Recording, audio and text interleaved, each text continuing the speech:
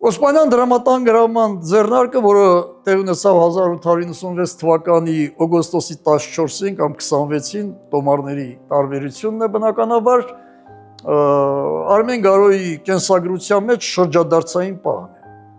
Գարոն պետք է լիներ այդ ձեռնարկի, եթե ոչ շարքային, համենայն դեպս ոչ գլխավոր դերակատարը։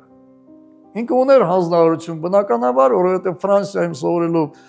տիրապետելով ֆրանսերենին, նրան հանձնարարված էր բանկը գրավելուց հետո պարզապես թույլ չտալ բանկի տարածքից պաշտոնյաների հեռանալը եւ բանկում գտնող այցելուների հեռանալը, նրանց պետք է հավաքեր մի տեղում, որպես պատանդներ, որոնց պիտի օգտագործեին իշխանությունների վրա ճնշում գործադրելու համար։ Սա էր իր նախնական իր վրա դրած խնդիրը։ Դե մինչև բանկ մտնելը նա զբաղվել էր նաեւ ռումբեր լցնելով, ռումբեր փոխադրելով, որտեղ այս ձեռնարկը նաև նշանավորվում է նրանով, որ առաջին անգամ Օսմանյան կայսրության պատմության մեջ Կոստանդնուպոլսում հայ հեղափոխականների կողմից